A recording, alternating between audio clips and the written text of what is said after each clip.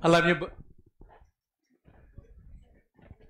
alam niyo ba yung balita, mga kapatid, na kumalat?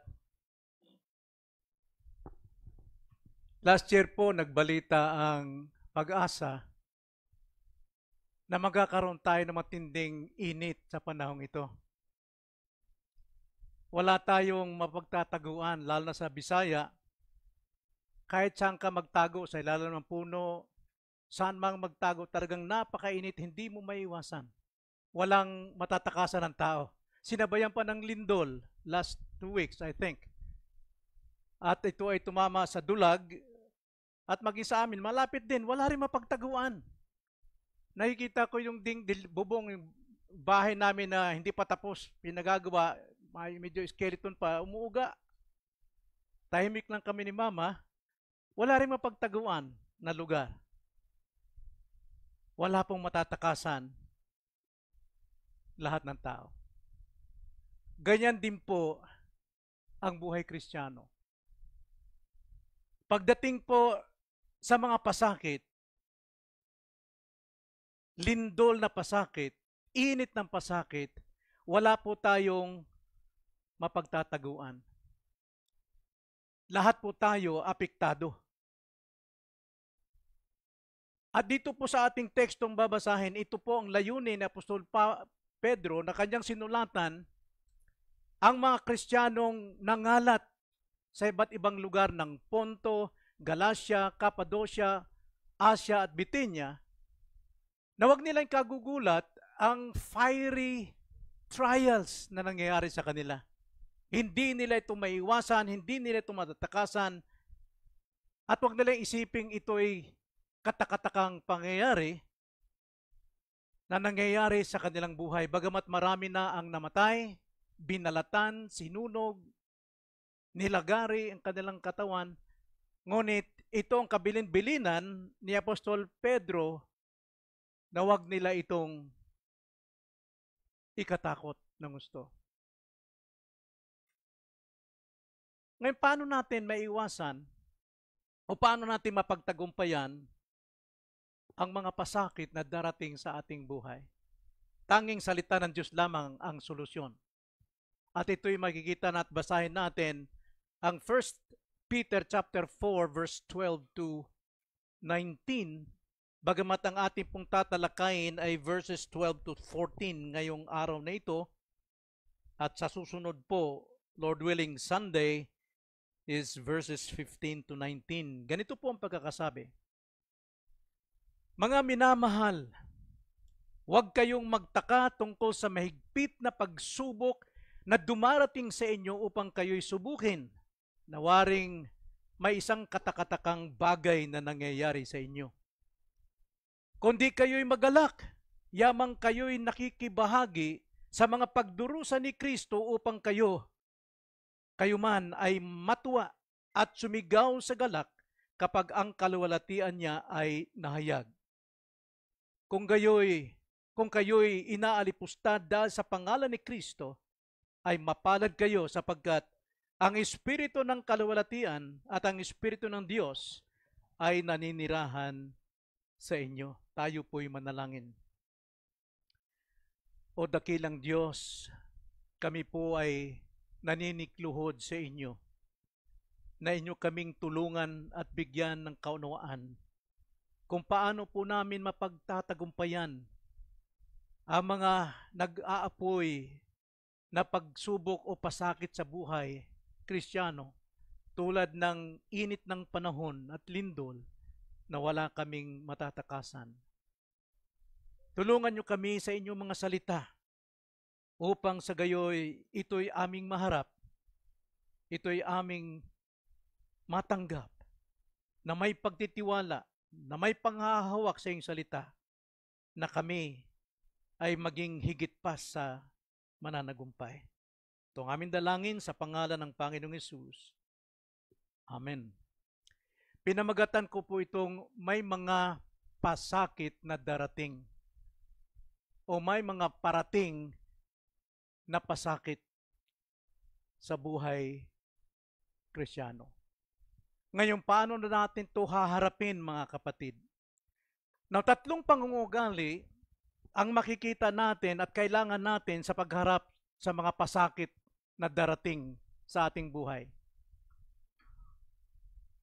Kaya sa pagharap natin sa mga pasakit, 4 na ugali ang ating panghahawakan. Una, huwag tayong matinag. Ikalawa, huwag tayong mag-alala. Ikatlo, huwag tayong masaktan. At pang-apat, huwag tayong madismaya. 3 pong ugali ang ating pong tatalakayin ngayong umaga, mga kapatid, sa pagharap natin sa ating mga pasakit. Una, sa mga pasakit, huwag tayong matitinag.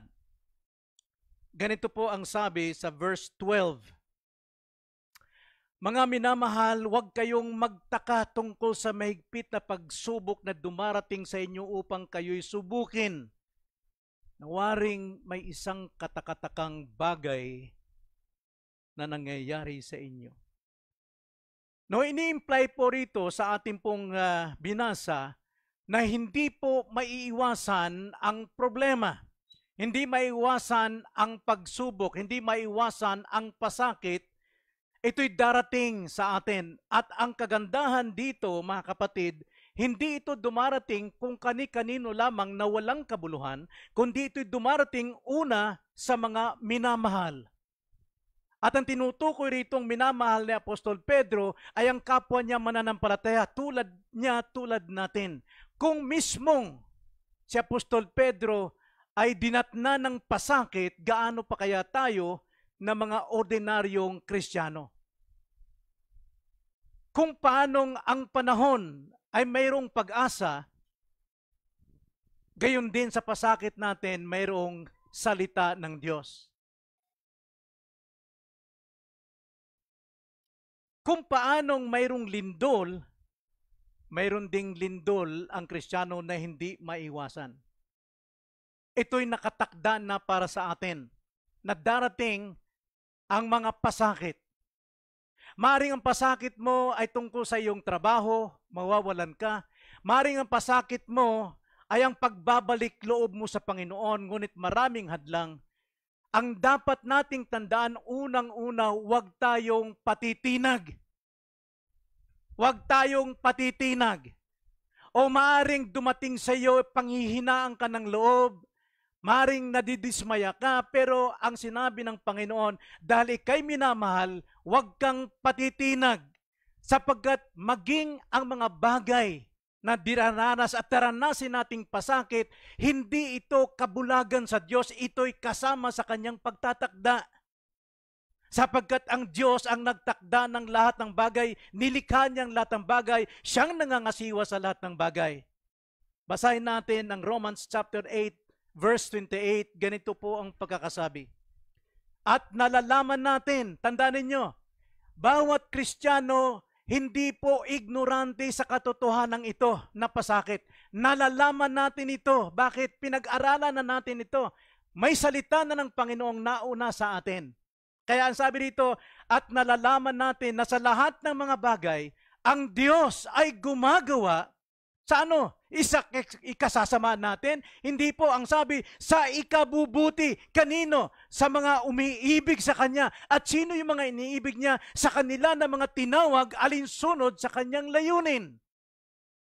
Lahat po ng pasakit, mga kapatid, maraming Kristiyanong bumabagsak, maraming Kristiyanong nanghihina sapagkat kulang sa kaalaman. Hosea 4:6, my people perish for lack of knowledge. Kaya nga pinapauna sa atin ang salita niya upang sa pagdating ng pasakit, huwag tayong patitinag. Kasama dyan ang layunin ng Diyos. May banal siyang layunin sa ating pong haharaping pasakit. Ephesians 1:4, ganito po ang pagkasabi. Ayon sa pagkapili niya sa atin, sa Kanya, bago itinatag ang sanlibutan, upang tayo'y maging banal at walang dungi sa harapan niya sa pag-ibig. So maging ang mga pagsubok, pasakit na dumarating sa atin, mga kapatid, ito'y paghuhubog sa atin upang tayo maging banal at walang kapintasan sa harapan niya sa pag-ibig. Dahil marami pong quote-unquote nagsasabing Christians, when it comes to problems, trials, Lahat po ng struggles, bumabagsak sila, tumatalikod sa Panginoon. Itinakda na ito sa atin ng Panginoon, kaya huwag tayong dapat pagugulat. Sapagkat pagdating po sa Diyos, siya ang may kontrol ng lahat ng bagay. Tulad po ni Pedro, dumating po sa kanya ang biglaan pong pagsubok sa kanya.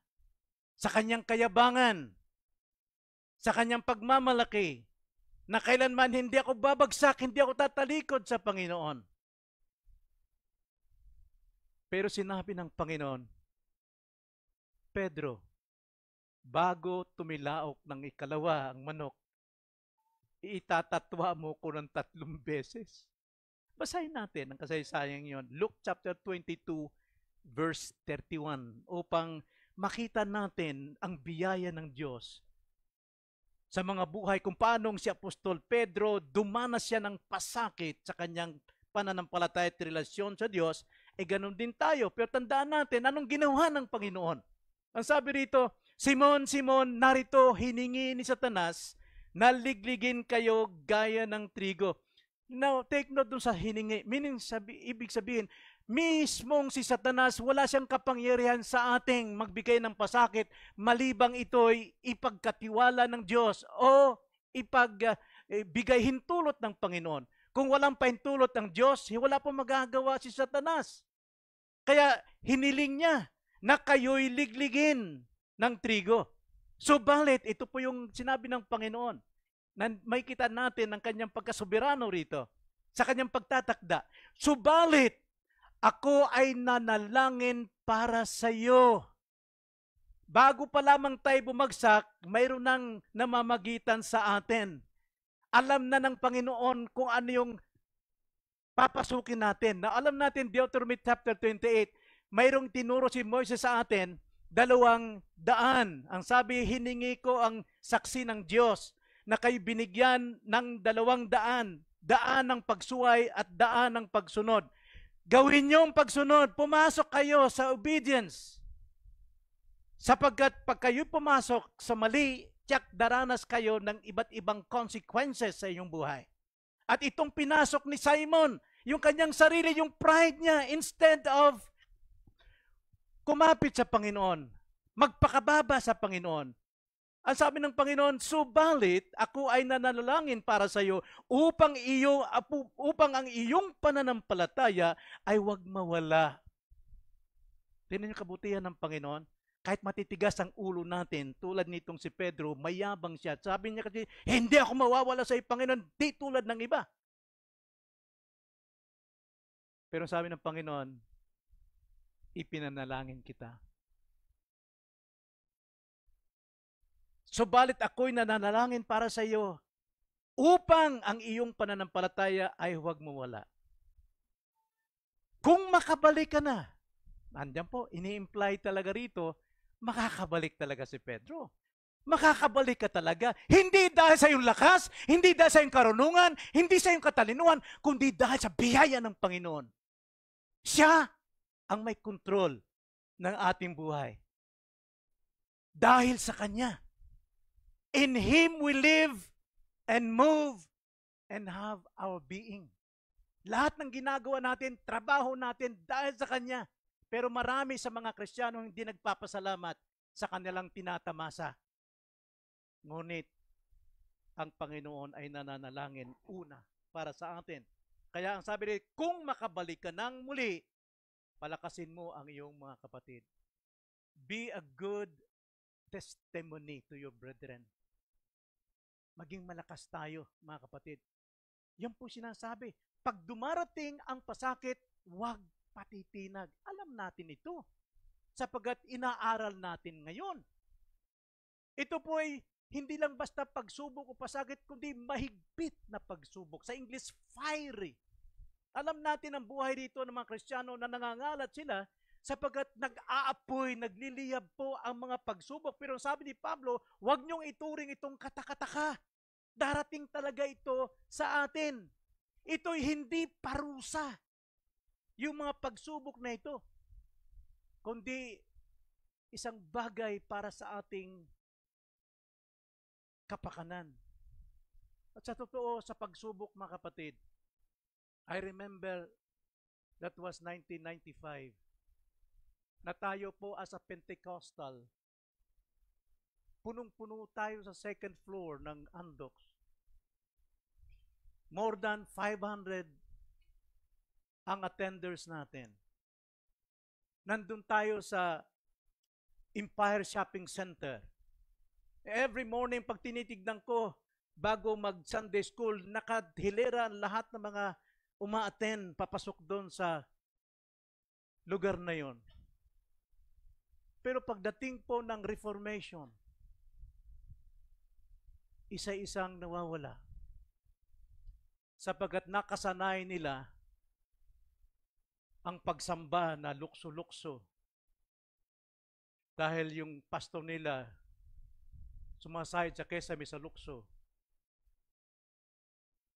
Sa mga drums, singers na napakarami, dancers na napakarami. Masakit.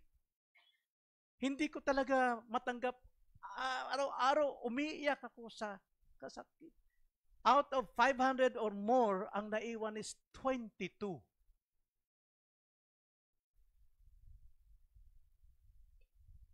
Pero ang payo sa akin ni Pastor Steve Hofmeyer, Pastor Boy, huwag mo masyadong ikalungkot yan. Dahil alam ng Diyos kung sino yung kambing at tupa. Ang nanatili sa iyo, tupa, alagaan mo. Palakasin mo sa katotohanan.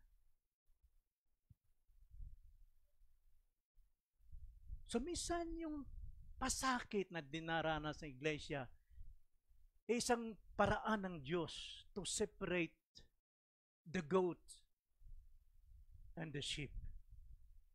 Ang sabi nga sa John 10:26-30, subalit hindi kayo naniniwala, ang sabi ng Panginoon sa mga Hudyo, sapagkat hindi kayo kabilang sa aking mga tupa. Pero sa aking mga tupa, pinapakinggan ng aking mga tupa ang aking tinig, at sila'y aking kilala, at sila'y sumusunod sa akin. Bakit? Sila'y binibigyan ko ng buhay na wala hanggan, at kailanmay hindi nila sila mapapahamak, at hindi sila agawin ng sinuman sa aking kamay. Verse 30, ako at ang Ama ay iisa. Ang kanyang tupa, kapwa nasa kamay ni Kristo at ng Ama. No one can separate us from the love of God. Kanya nga, minsan ang pasakit, huwag tayong patitinag sapagkat tayo'y nililiglig, hinihiwalay ang ipa. At pinanatili ang bigas. Mga kapatid, ang salita mismo nagpapauna sa atin na mayroon tayong darating na matinding pagsubok. Itong tandaan ninyo, huwag kayong patitinag. Kung kayo nagsimulang manumbalik sa Panginoon, huwag kayong patitinag. Kung kayo'y nagpapatuloy sa Panginoon, huwag kayong patitinag. Kung kayo'y nasaktan, nabalian, nawala ng minamahal, huwag kayong patitinag. Sapagkat kayo ay minamahal ng Panginoon.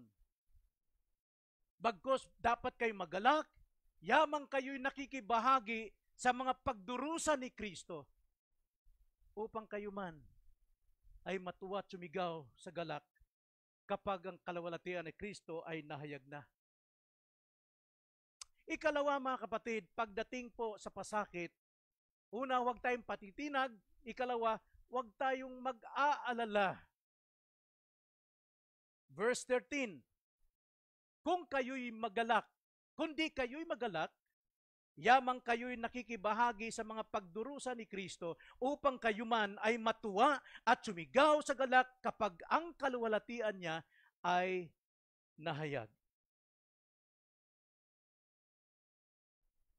Sinabi po dyan, dapat tayong magalak. Huwag tayong mag-alala. Bakit po? Ano bang katumbas, kabaliktaran ng pag-alala, ng pag-aalala, mga kapatid? Kasalanan. Pag-aalala po ay isang kasalanan sapagkat ito po ay isang bagay na kung saan nagpapakita na wala tayong tiwala sa Diyos. Why? Because we do not know God. Kilala lang natin, mayroong Diyos. Pero hindi natin kilalang kanyang attributes, ang kanyang mga katangian. Kailangan tayong mapuno ng kaalaman tungkol sa katangian sapagkat hanggat hindi tayo napupuno o hindi tayo na lumalago sa kaalaman kung sino ang Diyos, we suffer. People perish for lack of knowledge. Kailangan nating lumago sa kaalaman. Kailangan natin makinig ng mga preaching. Kailangan natin magbasa ng banal na kasulatan. Kailangan natin ipamuhay ang ating mga napapakinggan. Sapagkat pag-aalala po, kasalanan. Matthew 6:27. Context dito tungkol sa pagkain, inumin at bisan. Ang sabi po rito, sino sa inyo na dahil sa pagkabalisa ay mapapahaba ang kanyang buhay? Anumang bagay na nagpapaikli ng ating buhay, that is sin. Sapagkat ating pinapatay ang buhay na kaloob ng Diyos sa atin. Kaya nga pag-aalala po, marami pong ibinubunga rito.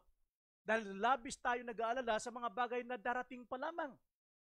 Ang sabi nga sa Matthew 6:34, hayaan nyo ang bukas yung mag-alala sa kanilang bukas. Ngayon, ang alalahanin ninyo ay ang kasalukuyan. Kadalasan sa atin, ng mga tao, sinasabi, ano kayang kakain natin bukas? Hindi pa nga dumarating yung bukas, nag-aalala ka na. Ano kayang kakain natin sa next Sunday? 1 week pa, 1 buwan pa, 1 taon. Alalahanin mo, mga kapatid, yung nasa harapan mo. Eto, biyaya ng Panginoon, pasalamatan natin. Hindi mo iyakan, paano ko kaya kakainin itong napakasarap na lechon? Wala pong nag-aalala sa present time. Ang inaalala natin, laging sa darating pa. Hindi natin nakikita ang nasa hulihan. Bakit natin pag-alalan? Ang Diyos ang may nakakaalam yan. Enjoy natin ang present. Sapagkat kasalanan po ang pag-aalala. Pag-aalala po ay kawalang tiwala sa Diyos. Pag-aalala ay bunga ng stress. Lumalaking pag-aalala. Stress po, may example ko dyan, nung ako'y binata pa, nung sa nag-guardia kami ni, malit pa si Brad Ferrino, kaming tatay ko sa Intramuros, lagi akong dumaraan sa YMCA. Gusto kong lumaki yung mga braso ko. Gusto kong lumaki yung katawan. So nag-enroll ako sa YMCA. Ang trainer ko si Pintoy, yung Mr. Philippines. At saka iba pang mga kalimutan ko yung malaking katawan. Sige, buhat ako ng primero, ang pinabuhat sa akin tubo lang. Parang nakakatawa yata, tubo lang. Ano? Hanggang ito. Pero nung 40 na ako ba, mabigat nga. Pero araw-araw, dinadagdagan ng bakal para ma-stress yung lahat ng muscle ko. Balikat. Kaya naging Mr. Junior Parañaque before katawan ko. Bakit po? Dahil sa bakal, yung mabibigat, na-stress yung muscle ko. Bumubuko yung muscle ko. Ganon din tayo. Kapag tayo po ay nag-aalala, na-stress ang ating mind, lumalaki ang problema, bumubuko lang lahat ng yan. Kaya hindi maganda ang na-stress hanggang sa ma-depress, mawalan ka na ng pag-asa, magpapatiwakal ka na sa isang dangkal na tali, at mababalita, nako, si Brother Boy magpapatiwakal. Ha? Sobrang stress yun. Oo, sobrang worries talaga, na-depress. Bakit hindi namatay? Isang dangkal lang na tali. Kasinungalingan niya, mga kapatid, magpapakamatay ka dahil sa pasakit? No. Pasakit po, bilang Christian, ay pakikibahagi natin kay Kristo. Ano man yung naramdaman natin, naranasan natin pasakit, unang dama ni Kristo ang pasakit na dinadama natin. Kaya, dapat tayong magalak. Bakit po? Anong sabi sa Matthew 11:29? Na context dito, mga kapatid, alam natin ang mga Pariseo, mga Saduceo, Skriba, at lahat ng mga leaders dito, religious leaders, pinairan nilang batas nang mahigpit pa sa batas ng Diyos, sa Ten Commandments.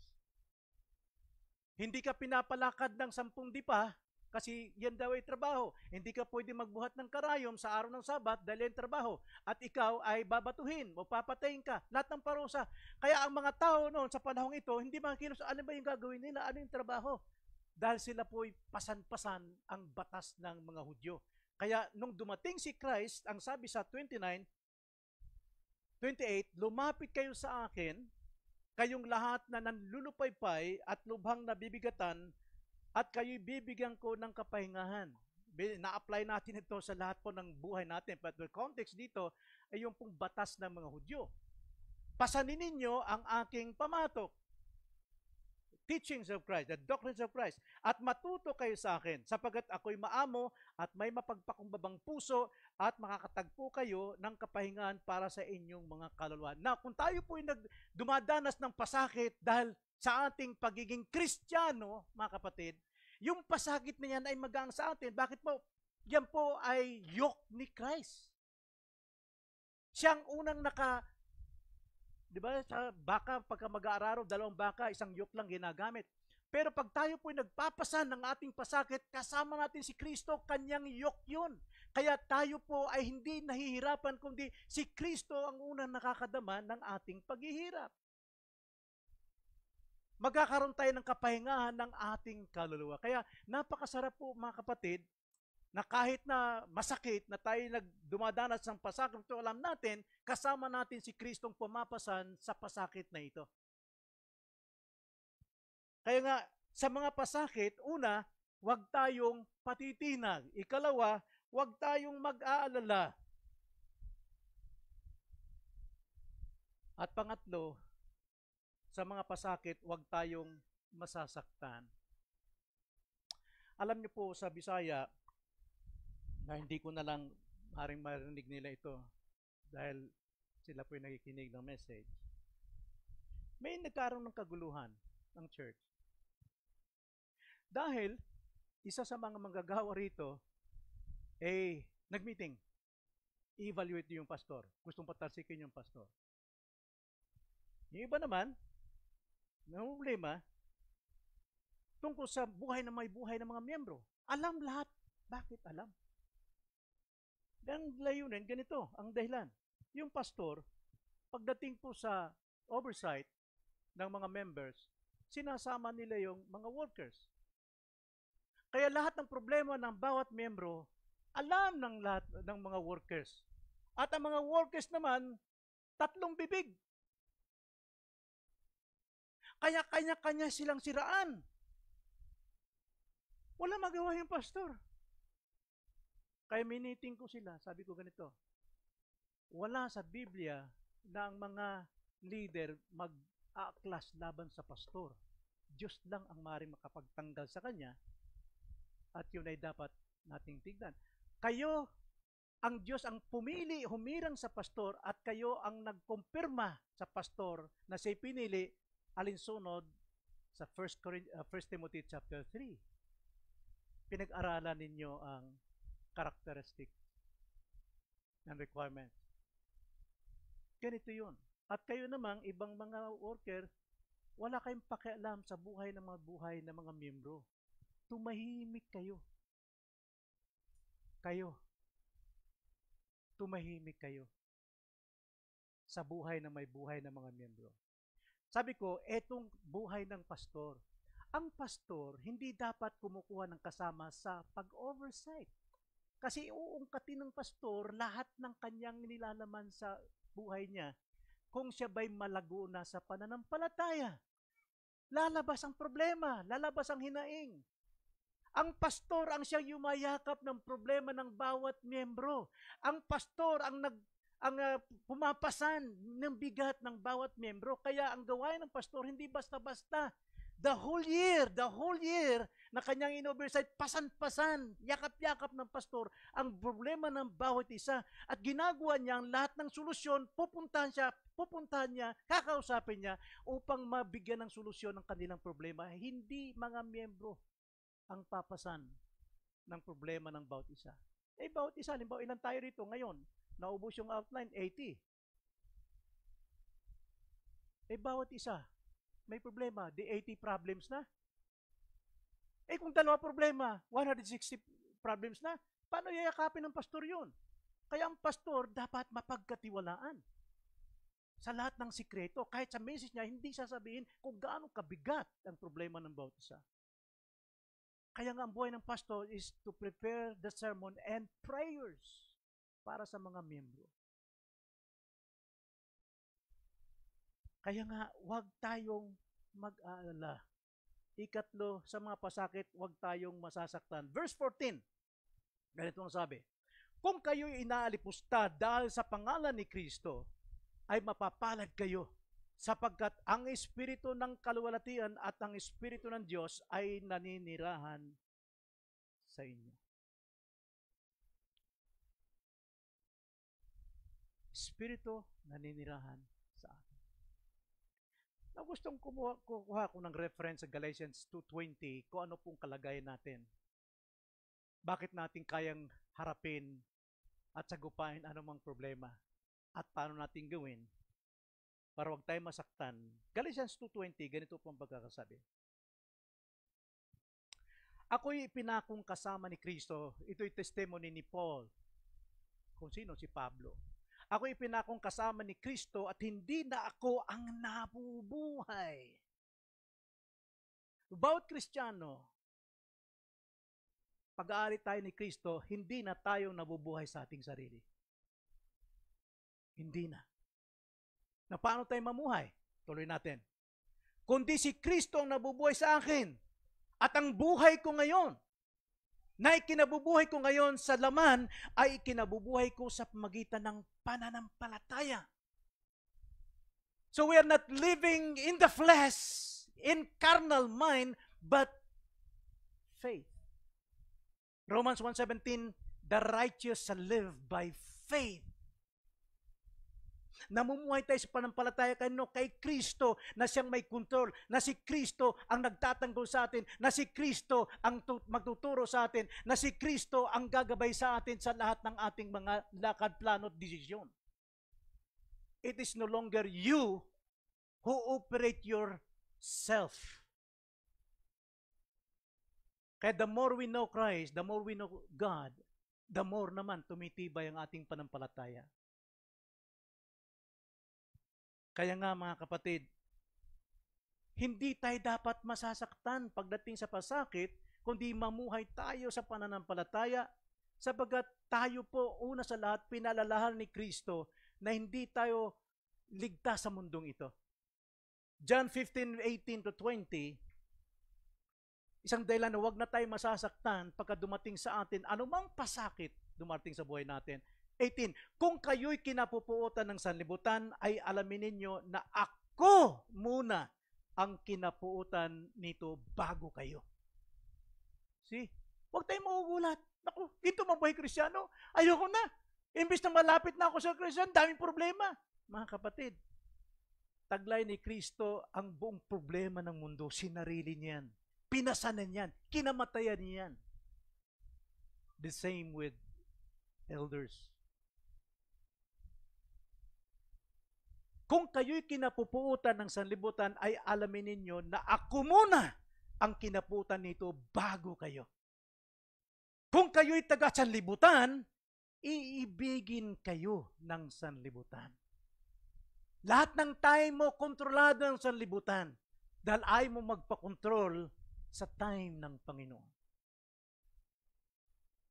Pag sinabing gabi ka, araw ka, overtime ka. Dahil iniibig ka ng sanlibutan. Ang Kristiyano sumasalungat sa agos ng sanlibutan. Nag-iisa lang siya. Lumalaban siya. Tumitindig siya kung ano yung kalooban ng Panginoon. Kaya kung kayo'y taga sanlibutan, iibigin kayo ng sanlibutan na parang Kanya. Ngunit dahil kayo hindi taga sanlibutan, kundi kayo'y pinili ko mula sa sanlibutan, kaya napupuot sa inyo ang sanlibutan. Alalahanin nyo ang salitang sinabi ko na sa inyo.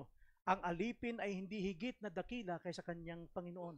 Kung ako'y kanilang inusig, kayo man ay kanilang uusigin din. Kung tinutupad nila ang aking salita, ang inyo man ay tutuparin din. See? Mga kapatid, huwag tayong masasaktan sapagkat una nang nasaktan ng Panginoon. Nasasaktan lang tayo kung tayo'y kabahagi ng sanlibutan, kung tayo'y kakampi ng sanlibutan. Pero kung tayo kay Kristo, yung sakit na darama natin, praise God, Lord, dinanas mo ito. Higit pa rito sa naranasan ko, ang dinanas mo. Mapupurihan mo siya. Kaya tanda natin, 2 Timothy chapter 3, verse 12, ganito po ang pagkakasabi ni Apostol Pablo sa mga Kristiyano. Tunay na ang lahat ng ibig mabuhay na may kabanalan kay Kristo, Jesus ay daranas ng pag-uusig. Tanda natin.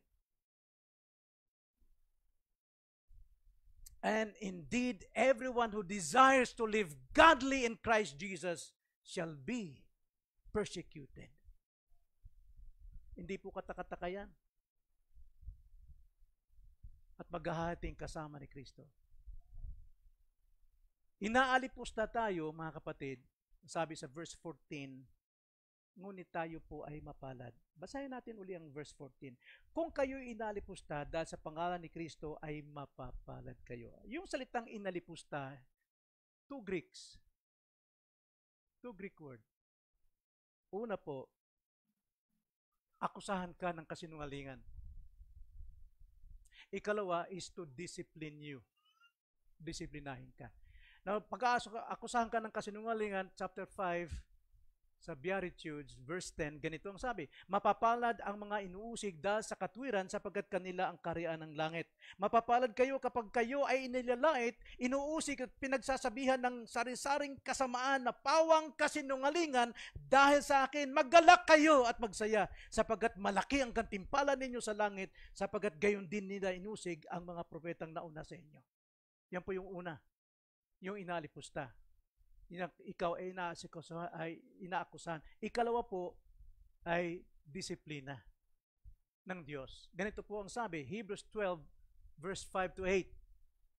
At nakalimutan na ninyo ang pangaral na sinasabi niya sa inyo bilang mga anak, Christian. Anak ko, huwag mong ipagwalang bahala ang disiplina ng Panginoon. Huwag kang manlupaypay kung ikaw ay sinasaway niya, sapagkat dinidisiplina ng Panginoon ang kanyang minamahal at pinarurusahan ang bawat itinuturing na anak. See? Ito po ay isang sagradong parusa, sagradong disiplina.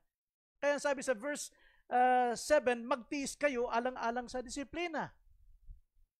Kayo ay pinapakitunguhan ng Diyos bilang mga anak sapagkat ano ngang anak ang hindi dinidisiplina ng Ama, kundi anak sa labas. So we are privileged. Kung dumaranas man tayo, huwag tayong magugulat. Darating at darating sa ating harapan. Maring mamaya, maring bukas, o sa ibang araw. Dapat tandaan, huwag tayong masasaktan. Habang tayo po'y naroon sa disiplina o sa pasakit, ang sabi ng Panginoon, I will never leave you nor forsake you. Ang pasakit, mga kapatid, ay isang paraan ng Diyos para dalisayan tayo tulad ng ginto. Ginto na siya, pero kailangan pang isalang sa mas matinding apoy upang yung pagiging ginto ay lumabas ang mga latak. Kahit pure gold na yan, may latak pa rin yan. Iyon ang nais ng Panginoon sa atin, na tayo po ay maging lantay sa harapan niya. Kung naalala niyo yung ang nagsasalitang tasa, ngayon ko lang naalala, mga kapatid. The teacup. The talking teacup. Isang araw, yung magpapalayok, tawag nan sa English, potter. Patungo siya sa kanyang shop. At pumasok sa isip niya, gagawa siya ng isang tasa. So dumampot siya ng putik sa daan. At kanya itong minasa. At naalis yung mga bato-bato, mga bubog, nilagyan ng tubig, minasa, minasa, minasa. Sabi ng putik, aray, aray ko, tama na. Tigil na amo. Tigil na Panginoon, nasasaktan ako. Sabi ng Pater, hindi pa. Kailangan lumambot ka ng gusto upang madesenyohan kita. At kanyang ginawa itong maliit na tasa. Ayan. Ang ganda mong tasa. Ay, salamat. Nahubog din ako ni amo. Pero teka, ihanda ko muna yung pugon. Minuksan yung pugon, apoy. Sabi ng tasa, ha? Susunugin mo ako dyan. Hindi ka pa tapos. Ilalagay kita ron. Wag!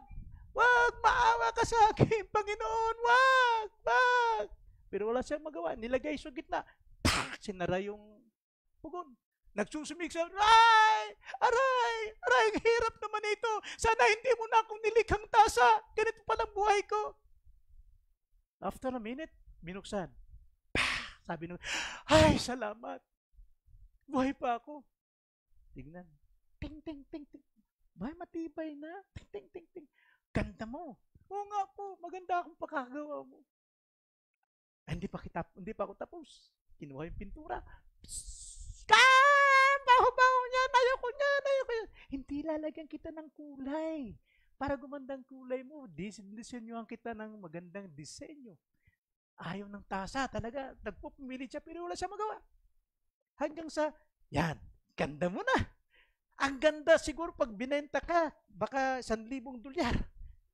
Pero hindi kita bibenta, alagahan kita. Pero hindi pa tapos. Ha? Hindi pa tapos. Ilalagay kita ulit sa pugon. Yung pugon, binuksan, dinoble pa.